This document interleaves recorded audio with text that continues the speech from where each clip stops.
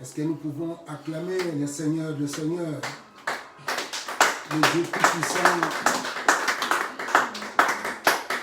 Ok, bien-aimés, nous sommes encore ce soir réunis en ces lieux pour que nous puissions prier. Nous vous demandons d'entrer déjà en connexion avec nous parce que cette affaire te concerne, cette affaire me concerne et cette affaire nous concerne nous tous, peuple congolais. Voilà pourquoi de partout où tu reçois cette grâce, cette opportunité de voir cette vidéo, nous vous demandons de la partager parce que nous voulons que nous soyons nombreux pour que nous puissions prier ensemble en faveur de notre pays. Comme je l'ai dit, notre joie est tout à fait grande parce que tu as accepté d'être ensemble avec nous. C'est ça qui fait la préoccupation à cet instant parce que Dieu cherche quelqu'un qui prie. Sans ta prière, sans ma prière, la solution tarde à venir. Mais avec la prière, Dieu sera prompt pour agir en notre faveur. Avant d'en arriver, laisse-moi d'abord remettre ce temps entre les mains du Dieu Tout-Puissant. Éternel, c'est toi le Dieu Tout-Puissant, le Dieu des armées, le Dieu auprès de qui nous venons maintenant parce que nous faisons confiance en toi. Toi qui cherches quelqu'un pour prier, nous voici ton peuple, ce peuple faible qui est venu auprès de toi. Parce que sans toi, nous ne pouvons rien faire. Nous voulons maintenant nous recommander entre tes mains. Nous te prions afin que tu puisses nous donner la force et la capacité par ton esprit qu'il puisse nous conduire dans tes voies, qu'il puisse nous conduire dans ce qu'il faut dire au-devant de ta table qui soit agréable à toi. Parce que nous croyons que lui seul qui connaît cela. Que ta présence au milieu de nous sanctifie cet auditoire, afin que tout ce qui va se faire en ces lieux ne soit que pour ta seule gloire. Que les sentiments d'homme, que les pensées d'homme puissent disparaître maintenant et que seule ta pensée puisse nous réunir et puisse nous conduire du début jusqu'à la fin. Merci pour le sang que tu as versé à la croix. C'est ce sang-là qui nous donne ce droit-là de prier en ce moment au-devant de toi. Merci du début jusqu'à la fin. Que ce temps soit pour la gloire de ton seul nom. Au nom de Jésus, t'avons prié et demandé Amen. Amen. Je disais, bien-aimé, que le simple geste que tu pouvais faire sur ton téléphone pour partager les vidéos constitue déjà une bénédiction pour toi-même, mais aussi pour notre nation. Voilà pourquoi je t'invite à les partager maintenant. Dieu ne t'oubliera jamais de ces gestes qui peut prendre moins d'une minute, mais qui est une grande valeur aux yeux de l'Éternel. Bien-aimés, comme vous pouvez le voir, nous disons à tous shalom, partout où vous nous captez. Et comme vous pouvez le voir, disais-je, le thème qui va nous conduire ces derniers jours aussi, c'est le temps. C'est la période du nouvel exode de Congo-Kinshasa. Donc, notre nation entre dans une nouvelle phase de sa vie, de son histoire. Et le sous-thème que nous avons choisi, c'est ce roi ou ce président-là qui doit conduire les batailles de l'Éternel. Ce leader-là que Dieu a investi pour conduire ses batailles, pour conduire ses combats. Parce que Dieu cherche un homme. Dieu agit toujours au travers d'un homme. C'est vrai, il est souverain. Il peut utiliser tout ce que lui-même veut parce qu'il est l'Éternel des armées. Mais il utilise aussi parmi ses armes, parmi ses armées des hommes. Voilà pourquoi nous disons que ce président qu'il a utilisé, qu'il a choisi à la tête de la nation pour qu'il puisse conduire ses batailles. Et comme nous l'avons dit la fois passée, que Dieu, au regard de ce passage que vous voyez là-bas, que Dieu a décidé maintenant d'intervenir pour la cause de la nation congolaise. Et pour qu'il puisse agir, il choisit lui-même de son autorité un chef qu'il a investi à la tête de la nation. Et c'est ce chef-là qui sera comme l'arc de ses guerres, comme nous l'avons lu ici dans Zacharie chapitre 10, et nous sommes au verset 3. Comme vous pouvez le lire, comme on peut le lire. Ma colère s'est enflammée contre les pasteurs, contre les bergers.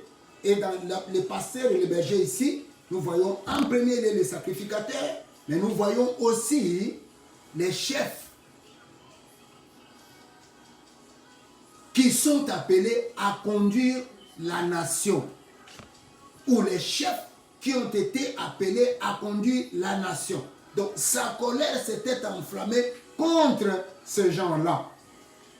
Et il dit que je châtierai les boucs, car l'Éternel des armées visite son troupeau, la maison d'Israël, et il en ferait comme son cheval de gloire dans la bataille.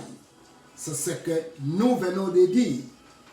Lorsque Dieu a décidé d'intervenir dans notre nation de façon spectaculaire, il s'est choisi un chef.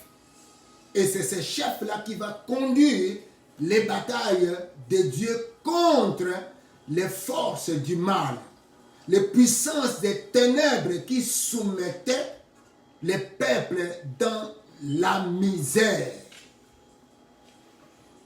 Et comme nous pouvons reprendre ce que la Bible dit, donc, il a fait de notre pays son cheval de gloire dans les batailles. C'est à partir de cela que Dieu va se glorifier dans toutes les batailles qui va s'engager entre les forces des ténèbres et notre nation ou la nation RDC. Donc, ce chef qu'il s'est choisi, comme je l'ai dit, c'est celui-là qui va faire entrer et conduire la RDC dans cette période ou dans ce temps d'exode. L'exode politique et l'exode économique. Donc, ce chef-là, c'est celui-là qui est l'arc des guerres, des batailles de l'Éternel. C'est celui-là qui va faire entrer la RDC dans la bataille avec les puissances du mal. Et la RDC sera ou est aux yeux de l'Éternel son cheval de bataille, comme nous avons dit. C'est de cette même façon que Dieu a utilisé son Fils Jésus-Christ comme son cheval de bataille pour qu'il puisse neutraliser les puissances des ténèbres qui étaient en train d'avilir l'humanité, amener l'humanité dans le péché et dans la mort. C'est de cette même façon que Dieu va utiliser cet homme qu'il s'est choisi, cet homme qu'il a placé ou qu'il il veut utiliser de sa propre autorité. Bien-aimé, pour bien comprendre les rôles que va jouer ce leader dans sa mission, la mission de conduire les temps du nouvel exode, bien-aimé, ce rôle doit être compris, ce rôle doit être regardé à travers les rapports de typologie de Christ avec Israël en Égypte.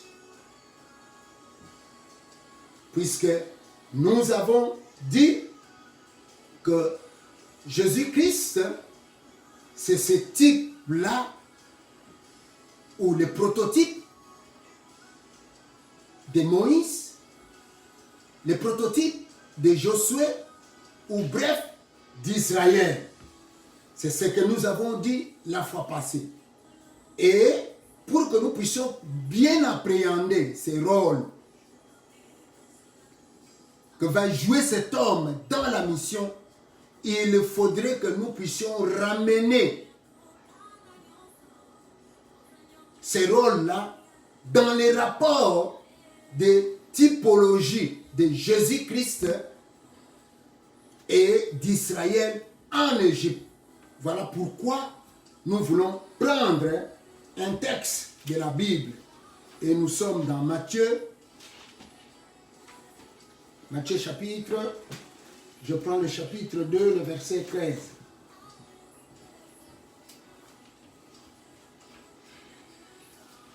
Excusez-moi, Matthieu chapitre 2, nous sommes dans le verset 13. Je lis. Lorsqu'ils furent partis, voici un ange du Seigneur apparut en songe à Joseph et dit, lève-toi, prends le petit enfant et sa mère, fuis en Égypte et reste-y jusqu'à ce que je te parle, car Hérode cherchera les petits pour les faire périr. Est-ce qu'on peut acclamer pour cette parole? Bien-aimé, ce texte est en train de parler de la visite des mages d'Orient au Fils né, le Messie qui est né. La Bible dit que lorsque ils sont arrivés au lieu de naissance, à la crèche, là où était couché Jésus-Christ, le nouveau-né, après qu'il ait l'adoré, après qu'il fasse tout ce qu'il désirait dans leur cœur, c'est-à-dire lui remettre les cadeaux, les présents qu'ils ont amenés, offerts, les offrandes, tout ce qu'ils ont amené, la Bible dit qu'ils ont pris le chemin de retour.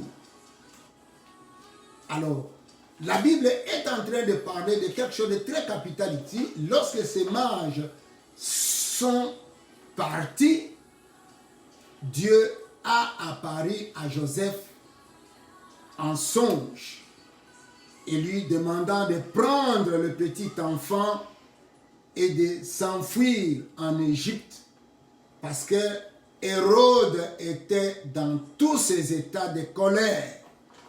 Et il cherchera, ou il était en train de chercher à tuer le petit enfant qui était né.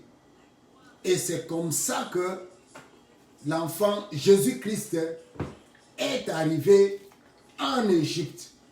Et Dieu lui a dit, tu resteras là-bas jusqu'à ce que je puisse te parler de quitter au moment opportun. Bien-aimé, je dis qu'il était très important d'établir ces rapports-là pour que nous puissions comprendre les rôles que doivent jouer les chefs que Dieu s'est choisi à la tête de la nation pour libérer notre peuple ou notre pays de l'esclavage politique et économique. Il était très important de pouvoir comprendre ces rapprochements. Ici, la Bible parle ou établit ces rapports-là. Les rapports qui est établi ici, c'est les rapports entre la situation d'Israël en Égypte et sortant d'Égypte. Et celle de Jésus-Christ en Égypte et sortant aussi d'Égypte. Voilà, c'est là où se trouve focalisée la pensée qui va nous amener cet après-midi dans notre prière ou dans nos requêtes. Parce que ici, dans ces versets, ou ici, dans ces rapprochements, Jésus-Christ, Fils de Dieu, prend maintenant la place d'Israël, peuple, fils. En prenant cette place, et se passe aussi un exode hors d'Égypte comme Israël l'a connu. Parce que nous avons dit que Christ est le prototype d'Israël, de Moïse ou de Josué. Donc, textuellement de la même façon où Égypte l'a vécu, Israël a vécu qui était esclave en Égypte, de la même façon aussi, Jésus-Christ s'est retrouvé en Égypte et est sorti hors de l'Égypte dans son exode aussi, et c'est de cette même façon. Mais la façon la plus importante pour nous, c'est que Jésus-Christ a passé son exode hors de l'Égypte, mais sans qu'il puisse succomber dans les épreuves du désert, comme l'a été le cas pour Israël. Israël est sorti de l'Égypte, Israël est entré dans son exode, mais Israël est tombé dans les épreuves du désert. Alors que Christ n'est pas tombé. Christ a vaincu dans toutes les épreuves du désert. Et c'est là où se trouve focalisée notre attention cet après-midi. Pour les nouveaux chefs, c'est là où se trouve le danger. Dans ses rôles ou dans la mission qu'il est appelé à jouer. Nous avons dit, et nous ne cessons de le répéter, Christ c'est le prototype d'Israël. Parce que avant qu'Israël fît, Christ fit déjà. Donc il est le prototype d'Israël. Et ce que Israël a vécu en Égypte et sortant de l'Égypte, Christ aussi l'a vécu. Mais l'exception est que Christ, il n'a pas succombé dans toutes les épreuves du désert. Et c'est là où se trouve le grand problème pour celui-là, pour les chefs que Dieu s'est choisi face à toutes les épreuves du désert, à toutes les tentations du désert. Est-ce que va-t-il s'en sortir ou pas? C'est là où se trouve la problématique, où se trouvent les problèmes. Et c'est là où la mission chaudière s'intercale maintenant au regard de toutes les difficultés, de toutes les tentations qu'il va rencontrer dans le désert, qu'il va rencontrer dans le monde. La mission chaudière s'intercale. La mission chaudière prend déjà cette responsabilité-là de prier d'ores et déjà en faveur de cet homme-là, pour que Dieu lui fasse grâce, pour que Dieu soit avec lui. Bien-aimés, ce qui est très capital que nous devons noter, c'est que Dieu n'a pas accompli avec Israël, Dieu l'a accompli avec Jésus-Christ. Et ce que Dieu n'a pas fait avec Moïse, ou n'a pas accompli en Moïse, Dieu l'a accompli en Jésus-Christ. Et bien sûr aussi en nous, à travers Jésus-Christ de Nazareth. Voilà ce qui est très capital pour nous, qui peut aujourd'hui nous donner le courage, qui peut nous rassurer que cet homme que Dieu s'est choisi, il est capable de faire comme Christ l'a fait, de ne pas succomber dans les tentations du désert. Et nous prenons les textes de Matthieu chapitre 4, c'est là où nous rencontrons comment Jésus-Christ a été tenté au désert. La Bible parle alors que Christ fut emmené par l'Esprit dans le désert pour être tenté par le diable. C'est Christ qui l'a amené dans le désert. Donc c'est une épreuve de Dieu par le Saint-Esprit. Mais du côté de l'ennemi, du côté du diable, c'est une tentation. Le diable veut utiliser cette épreuve pour pouvoir amener Jésus-Christ et encore cet homme dans le mal, pour qu'il puisse succomber.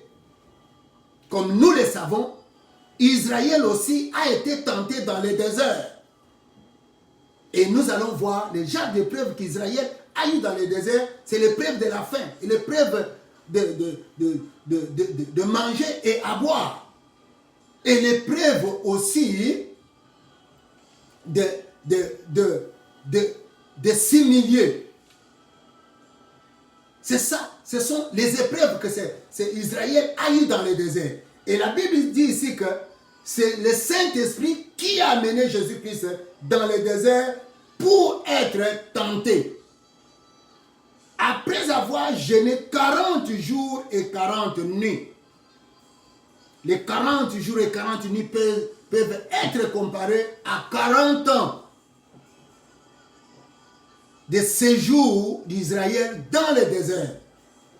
La Bible dit, il y eut faim. C'est l'épreuve de la faim. Le tentateur s'étant approché, lui dit, si tu es fils de Dieu, ordonne que ces pierres deviennent des pains. Jésus répondit, il est écrit, l'homme ne vivrait pas du pain seulement, mais de toute parole qui sort de la bouche de Dieu.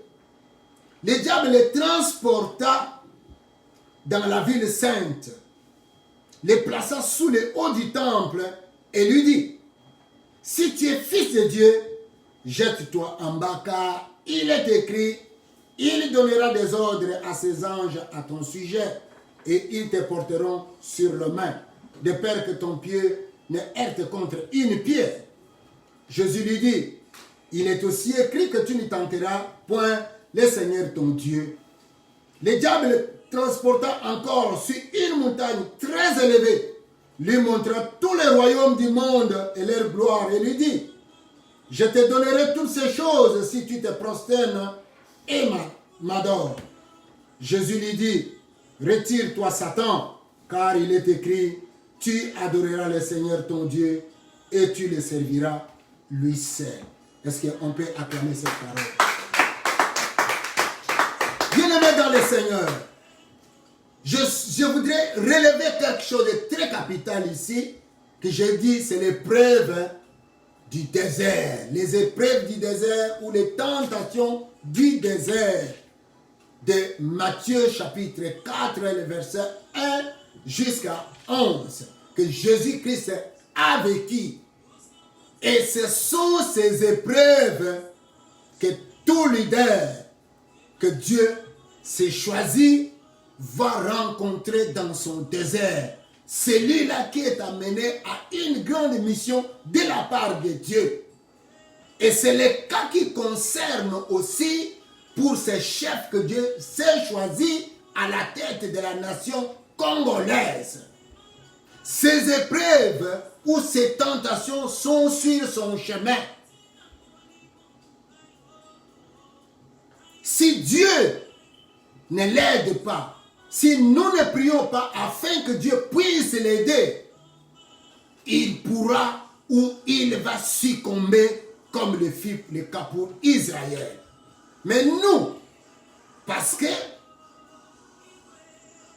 nous sommes des frères de Jésus-Christ, mais nous, parce que nous sommes cohéritiers avec Jésus-Christ, nous sommes plus que vainqueurs, où nous allons triompher, où ce chef va triompher dans ces tentations du désert. Parce que nous les triomphons en Christ, par notre foi en Christ. Les épreuves du désert concernent deux choses très capitales. Il y a d'abord, comme je l'ai dit, c'est face à la faim, face à la famine.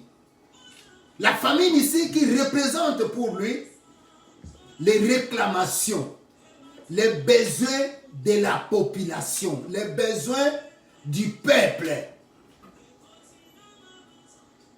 Le peuple va réclamer à boire. Le peuple va réclamer à manger. Le peuple va réclamer à se vêtir. Tous ces besoins-là, ça montre la faim, la soif, les désirs, les besoins du peuple. Voilà la première épreuve. Et cette épreuve-là, le diable aussi risque de l'utiliser, risque de le piéger, que ça soit comme une tentation aussi du diable. Face à cela, quel doit être son comportement? Quelle doit être son attitude? Quelle doit être sa position? Sa position, son attitude, telle que Christ l'a fait, il doit demeurer dans la foi. C'est la foi en Dieu, la foi à la parole de Dieu qui puisse l'aider à ce qu'il puisse triompher de ce premier élément de son épreuve. Jésus-Christ qui dira au diable, il dit, l'homme ne vivra pas seulement du pain, mais il vivra de la parole de Dieu, de la parole qui sort de la bouche de Dieu. Donc, il avait manifesté sa foi, sa détermination, son attachement, sa confiance à Dieu. Ici, c'est aussi le cas. Il faudrait que ce chef qui doit conduire cette période d'exode ait la foi en Dieu, ait la foi à la parole de Dieu face aux besoins de la population, face aux réclamations, aux soifs, aux appétits du peuple. Il doit avoir la foi en la parole. Parce que la Bible dit, la victoire qui triomphe de ce monde, c'est notre foi en Dieu, c'est notre foi en Jésus-Christ de Nazareth. Amen. S'il ne se confie pas en Dieu, s'il ne regarde pas Dieu, il va succomber. Mais s'il reste déterminant, il reste persévérant dans la vision, dans ce que Dieu l'a appelé, il va triompher de la faim, des réclamations, de besoins de la population. Parce que Dieu, il est le pourvoyeur de toutes choses. Dieu est le pourvoyeur de toutes. Donc, il a foi au pourvoyeur. Il ne regarde pas les hommes de ce monde. Il ne regarde pas les organismes de ce monde qui peuvent lui donner le crédit, avec qui peuvent être en relation bilatérale ou multilatérale, mais sa foi, son regard sont centrés vers celui-là qui est le pourvoyeur de toutes choses. Celui-là qui peut donner la paix du cœur dans le peuple. Voilà le premier élément face à la première épreuve. La deuxième épreuve, la deuxième chose dans les épreuves du désert, c'est que face aux honneurs et à la gloire du monde, il sera en face des honneurs, il sera en face de la gloire, il cherchera toujours à être honoré, il cherchera toujours à vivre les honneurs, il cherchera toujours à recevoir la gloire, à recevoir les hommages, à recevoir les honneurs. De face à ces honneurs-là, face à cette gloire-là, et nous voyons ici Israël, dans le désert, Israël ne pouvait pas. Il a réclamé, il dit, j'ai faim, j'ai soif. Dieu lui a donné la nourriture. Dieu lui-même a donné les cailles. Il a même dit que vous mangerez jusqu'à ce que vous serez rassasiés, que la nourriture sorte de vos nez. Mais quelle espèce de la nourriture il a donné aux gens? C'est qu'il a donné avec une intention. Pour dire que, puisque vous êtes en train de réclamer, voilà ce que je vous donne. Et par rapport aussi à les réclamations, par rapport à la soif, vous savez les conséquences qui en est sorti. Bien aimé, ici aussi Israël a eu le même problème. Regarde face aux honneurs, il est allé maintenant, le diable lui a proposé adorer les veaux d'or. C'est ça. C'est là où ils ont succombé dans le désert face à ce deuxième point. Ici aussi, le diable l'a proposé à Jésus-Christ. Il a dit, écoute, si tu m'adores, je te donne toute la gloire du monde. Si tu m'adores, je te donne tous les honneurs du monde. Il a oublié que c'est Dieu qui a l'autorité suprême du monde. Il dit que parce que tout m'appartient, tout est à moi. L'autorité de ce monde, des royaumes de ce monde m'appartient. Il oublie que c'est Dieu qui est l'autorité suprême de toutes choses. Bien aimé, ici aussi, ce chef sera en face de cette épreuve-là. Et beaucoup de chefs de ce monde, ils succombent dans cette épreuve. Ils chercheront à adorer le diable pour qu'il puisse pérenniser les honneurs, pour qu'il puisse se perpétuer aussi dans la gloire qu'il aura à recevoir du monde. Il ne va plus chercher à être humble devant le Seigneur. Il ne va plus chercher à obéir au Seigneur. Mais regarde ce que Jésus-Christ a fait. Il a demeuré ferme dans l'obéissance en tant que serviteur de l'Éternel. En parlant d'une courte phrase là-bas, il a dit, Jésus lui dit, retire-toi Satan, il est écrit, tu adoreras le Seigneur ton Dieu et tu ne serviras que lui seul. Le véritable serviteur de Dieu, parce que étant investi dans ses responsabilités, ayant cette mission de la part de Dieu, il est au service de l'Éternel. Il devient le serviteur de Dieu. Et pour qu'il puisse réussir à aller jusqu'à la fin, il doit demeurer humble et obéissant à ce Dieu-là. Voilà ce qui importe ou ce qui est très utile pour ces chefs dans cette épreuve. Le deuxième point, c'est l'obéissance à Dieu, à la parole de Dieu, au commandement de Dieu. Il doit rester obéissant, tel que Dieu l'a dit à Israël. Il dit, si tu obéis au commandement que je te prescris aujourd'hui, tu auras à prendre possession de ce pays. Tu vas entrer dans le pays que je te donne.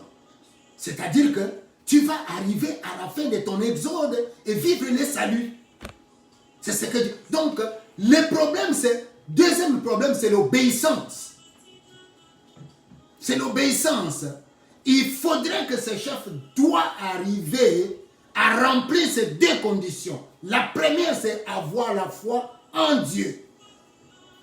Et la deuxième, c'est être obéissant à la parole de Dieu, être obéissant à Dieu. Il ne doit pas obéir aux desiderata de ses plateformes politiques, aux desiderata de l'idéologie de son parti, au V, je ne sais pas moi, de ses parrains politiques.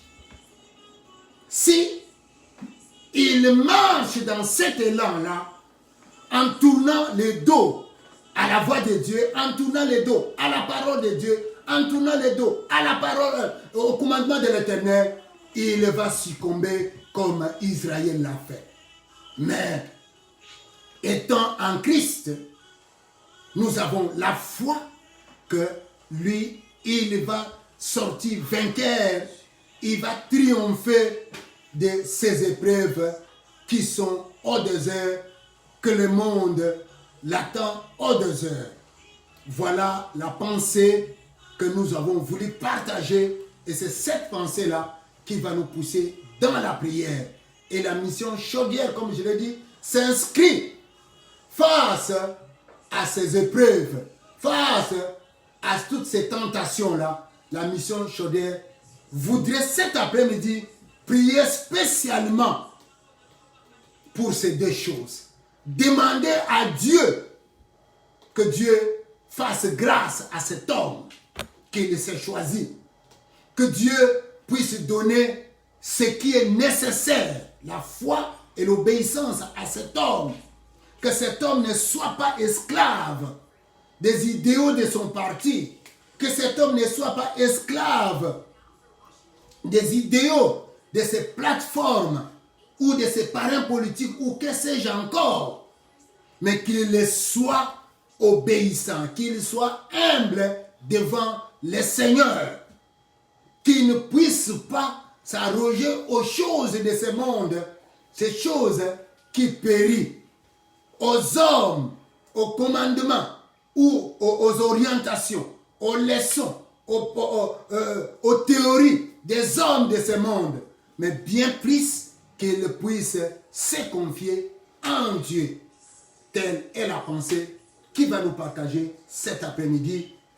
Que Dieu vous bénisse, vous qui êtes ensemble avec nous. On peut acclamer cette parole. Et nous prenons une meilleure position pour que nous puissions prier. Notre première requête de cet après-midi, c'est nous allons demander à Dieu. C'est Dieu-là qui a choisi cet homme, qui lui rende capable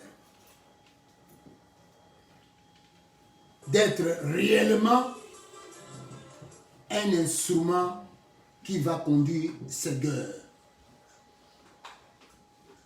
Que Dieu donne la capacité à ce chef d'être réellement son arc de guerre.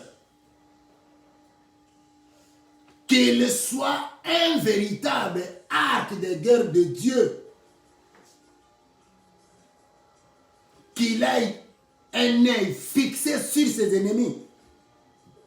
Quelle que soit la corrélation qu'ils peuvent prendre. Les couleurs que les ennemis de la RDC peuvent changer. Que ces chefs aient un regard fixé sur eux, qu'ils les voient. Que celui-ci, il est en train de jouer en mal contre la nation. Que celui-là, il est en train de jouer en hypocrisie contre la nation. Que celui-ci, il est en train aussi de jouer en égoïsme contre la RDC. Qu'il ait les regards fixés, qu'il les voit qu'ils voient le fond de leur cœur. C'est cette capacité dont nous avons besoin. L'arc de Dieu, c'est celui-là qui se fixe partout où se trouve l'ennemi de Dieu. L'arc de Dieu ne peut pas, l'ennemi ne peut pas échapper à l'arc de Dieu, jamais. Parce que Dieu, il contrôle tout. Dieu, il connaît tout ce qui se passe même dans le fond des cœurs des gens. Et il fixe son arc à la direction de celui-là. C'est ce que nous allons demander. Que le Seigneur lui donne ce regard-là, cet œil-là. Qu'il éclaire les yeux de son cœur pour qu'il puisse voir tous les ennemis du Congo. Quelle que soit la corrélation qu'ils peuvent prendre. Quelle que soit la couleur qui peut changer. Que ces chefs le voient. Que celui-ci, il joue en mal contre le peuple. Que celui-ci, il joue en hypocrisie contre le peuple. Que celui-là joue en égoïsme contre le peuple. Qu'il voit ça, c'est de ses regards. Ça, c'est le point A dans cette première requête. Le point B dans cette requête, que en tant que l'arc de Dieu, qui ne rate jamais les trajectoires de tous ces ennemis-là. Que partout où les ennemis sont en train de fuir, les trajets qu'ils sont en train de prendre, les parcours qu'ils sont en train d'emprunter pour pouvoir déstabiliser le Congo, pour pouvoir déstabiliser la nation, que l'œil de ces chefs ne puisse pas rater leur trajectoire, qu'ils les croisent ces présidents, que ces ennemis croisent les chefs de la nation dans leur trajectoire, quel que soit, des milliers de fois qu'ils peuvent changer de voie, des milliers de fois qu'ils peuvent changer de trajectoire, qu'ils les croisent toujours dans leur trajectoire. Voilà les requêtes que nous allons demander. Que ce Seigneur les rende capables à être sur les chemins de ses ennemis. Que le Seigneur les rende capables à voir tous ses ennemis, quelquefois, quelle que soit la morphologie, quelle que soit l'image, quelle que soit la figure qui peuvent changer. Prions maintenant, élevons nos voix au nom de Jésus-Christ. Éternel notre Dieu, nous te prions maintenant, Seigneur, parce que la capacité vient de toi. Nous te prions afin que tu puisses rendre cet homme capable, qu'il soit capable, ô Seigneur, d'être réellement un arc de guerre. Un arc de guerre, Seigneur. Un arc de guerre de tes batailles, ô Dieu. Rends-les capables, Seigneur, à jouer réellement ces rôles. À jouer réellement ces rôles, Seigneur, que joue l'arc entre tes mains. Que joue l'arc entre tes mains vis-à-vis de ses ennemis. Oh Dieu des cieux, rends ce chef capable, Seigneur. Ouvre ses yeux. Donne-lui cet œil-là. Donne-lui ces yeux-là. Ces yeux qui sont fixés toujours vers les ennemis de la RDC. Que ces yeux ne puissent pas, oh Dieu, être éloignés des ennemis de la RDC. Ceux qui cherchent la misère, ceux qui cherchent la souffrance, ceux qui cherchent le malheur de la population. Oh Dieu, rends-les capables, Seigneur. Donne-lui ces yeux-là, qu'il les voit à tout moment, qu'il les voit à tout temps. Quelle que soit, Seigneur, la corrélation qui peut changer, quelles que soient les figures qui peuvent changer, quelle que soit la face qu'ils peuvent prendre, oh Dieu de cieux, toi qui vois tout ce qui se passe sur la terre, toi qui vois tout ce qui se passe dans les cœurs des hommes, nous te prions, afin que Dieu, que tu les rendes capables, que tu lui donnes ces yeux-là, ces yeux, Seigneur, qui soient capables de voir les cœurs des gens pour voir qui aime, qui aide, qui concourt pour le bien-être de la RDC et qui ne le fait pas. Oh Dieu, rends-les capables, Seigneur. Donne-lui cette capacité, Seigneur, de fixer ses regards sur ses ennemis, Que les ennemis les croisent toujours dans leur chemin, dans leur trajectoire, quelles que soient les trajectoires qu'ils peuvent emprunter, quelles que soient les voies qu'ils peuvent emprunter, Seigneur. Rends-les capables, Seigneur, qu'ils croisent chez chef sur leur trajectoire. Que les ennemis les croisent à tout moment. Que les ennemis les croisent en tout temps. Dans leur trajectoire, dans leur chemin. Quels que soient les chemins qu'ils peuvent changer. Quels que soient les chemins qu'ils peuvent prendre. Oh Dieu de ciel, rends-les capables, Seigneur. Rends-les capables, Seigneur. Rends-les capables, nous te prions. Notre capacité vient de toi, Seigneur. Nous te prions en faveur de cet homme. Que tu puisses les rendre capables d'être réellement un instrument qui va mener tes guerres. Un instrument qui va mener tes batailles. Au nom de Jésus-Christ de Nazareth. Notre deuxième requête, nous allons prier que le Saint-Esprit de Dieu lui donne la dose nécessaire de la foi. C'est vrai qu'il sera confronté devant les demandes, devant les besoins, devant les désidérata, les désirs de la population. Mais que le Saint-Esprit de Dieu lui donne la foi de se confier en Dieu, de regarder toujours le Seigneur, le pourvoyeur de toutes choses. Qu'il lui donne la dose nécessaire qu'il puisse l'aider à conduire cette période d'exode. Il a besoin de cette dose-là. Il a besoin de cette foi-là. La foi qui puisse le triompher de tous ces moments qu'il va passer. Ça sera un temps difficile. Il va croiser toutes les forces des ténèbres qui en veulent au bonheur, qui en veulent au bien-être de la population. C'est lui qui va les croiser en premier lieu. Que Dieu lui donne la foi pour qu'il puisse triompher. Que Dieu puisse fermer son cœur au système politique de ce monde. Parce que la grande difficulté, il y a dans la scène politique des réalités. Il y a des réalités qui sont propres à la scène politique, qui sont propres au commandement, à diriger une nation. Il y a des systèmes. Mais nous allons demander à Dieu que Dieu lui donne la dose nécessaire. Lorsque Dieu, le Saint-Esprit, donne la foi, dans la foi qu'il donne, il donne la sagesse. Dans la foi qu'il donne, il donne l'intelligence, il donne le pouvoir, il donne l'autorité nécessaire pour qu'il puisse affronter les ennemis et qu'il puisse les vaincre, pour qu'il puisse les neutraliser. C'est cette foi qui est dosée. C'est cette foi qui est dosée de l'intelligence, qui est dosée de la sagesse divine, qui est dosée de l'intelligence divine, qui est dosée de l'autorité divine, afin qu'il puisse mener à bon port cette période d'exode politique et d'exode économique de la RDC. Parce que notre bonheur en dépend de nous. Prions maintenant au nom de Jésus-Christ. Seigneur, nous te prions. Donne la sagesse au Dieu. Donne la sagesse à cet homme.